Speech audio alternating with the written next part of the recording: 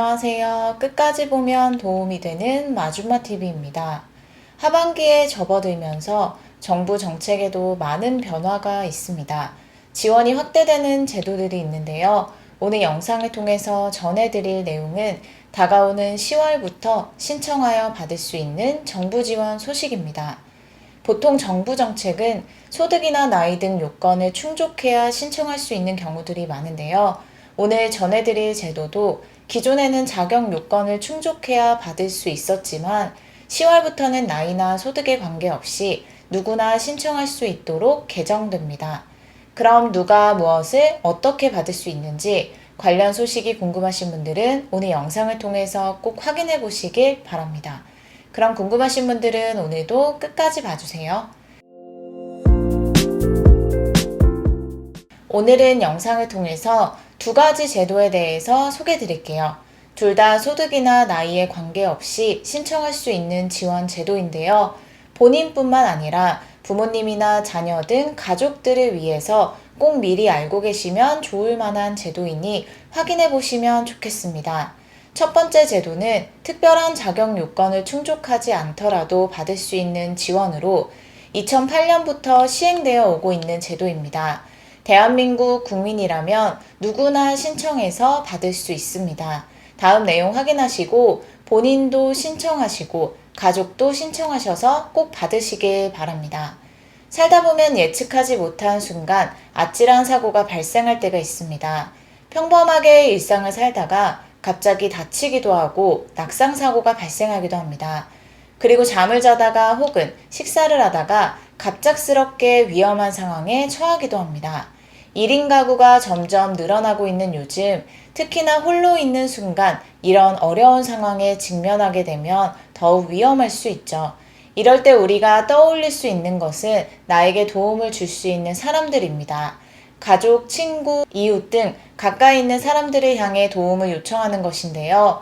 이와 더불어 대한민국 국민이라면 긴급한 상황에서 119를 한 번씩은 떠올릴 것 같습니다.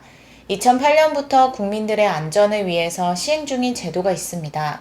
위급한 상황이 발생했을 때 가장 중요한 것이 골든타임을 놓치지 않는 것입니다.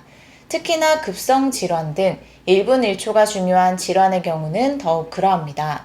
평소에 고혈압, 당뇨, 협심증, 심근경색 등을 겪고 계시거나 또는 발생 위험이 큰 분들의 경우는 꼭 이 제도를 알고 계시면 좋겠습니다. 자신이 겪고 있는 현재의 질병, 과거에 겪었던 질병, 복용하고 있는 약물의 종류, 전화번호, 보호자 연락처 등을 미리 등록해두면 119 신고가 접수됐을 때 구급대원이 출동하면서 등록된 정보를 참고하여 신속하게 응대할 수 있는 119 안심콜 서비스입니다. 등록된 정보를 전적으로 의존하여 응급처치를 시행하는 것은 아니고 참고 정보로 활용하는 것입니다. 최대한 빠르게 환자의 상태를 파악하고 적절한 처치와 병원 이송이 이루어지는데 미리 등록한 환자의 정보가 골든타임을 놓치지 않는데 도움이 될 수 있습니다. 홀로 계시는 부모님, 평소에 앓고 계신 질환이 있는 분들 등 119 안심콜 서비스를 통해 도움을 받으실 수 있는 분들이 주변에 많습니다. 특히 홀로 계신 부모님의 안전이 늘 걱정되시는 분들도 많이 계실 텐데요. 시스템을 통해 부모님의 정보를 등록하면 만에 하나 생길 수 있는 위급한 상황에 119 신고가 접수되었다는 내용의 문자가 등록한 보호자 연락처로 전송되니 빠르게 사고 사실을 접할 수 있습니다. 119 안심콜 등록은 119 안전신고센터 홈페이지에 접속해서 신청하실 수 있습니다. 본인이 직접 신청하는 것이 어려우신 분들은 보호자, 자녀 등 가족분들이 대리로 신청도 가능하고 사회복지사를 통한 대리 신청도 하실 수 있습니다.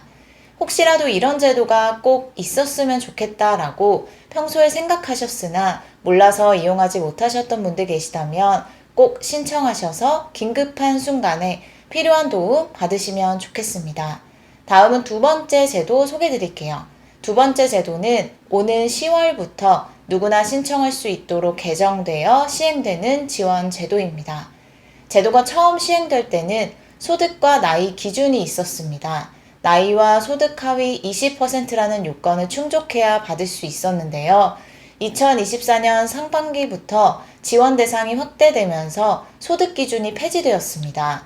더불어 오는 10월부터 소득이나 나이 등 특별한 기준이 없이 누구나 신청할 수 있도록 대상자를 확대하여 시행합니다.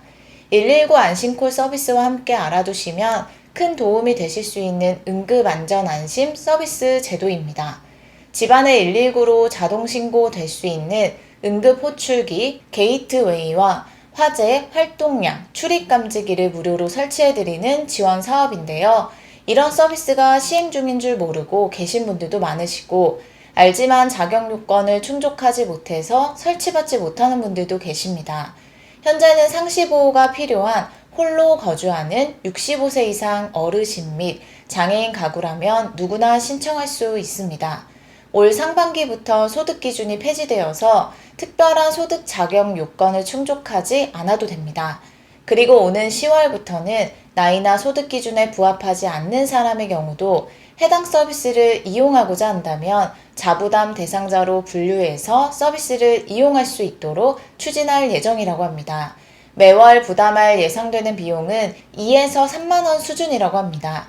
그동안 응급안전안심 서비스를 이용하고 싶었으나 대상자에 해당되지 않아서 이용하지 못하셨던 분들 계시다면 10월부터 바뀐 오늘의 내용을 잘 기억해 두시면 좋겠습니다. 응급안전안심 서비스는 가까운 읍면동 행정복지센터를 통해서 신청하거나 지역센터 및 수행기관에 방문해서 신청하실 수 있습니다. 응급안전안심 서비스를 신청하면 지원받을 수 있는 물품에 대해서 다시 한번 설명드릴게요. 말을 하지 못하거나 움직일 수 없는 위급한 상황이 발생할 수 있고 도움이 빠르게 필요한 순간에 직면할 수 있습니다. 응급안전안심 서비스는 응급한 상황을 빠르게 대처할 수 있도록 구축한 서비스로 지원되는 물품은 응급호출기, 게이트웨이, 활동량 감지기, 화재 감지기, 출입 감지기입니다.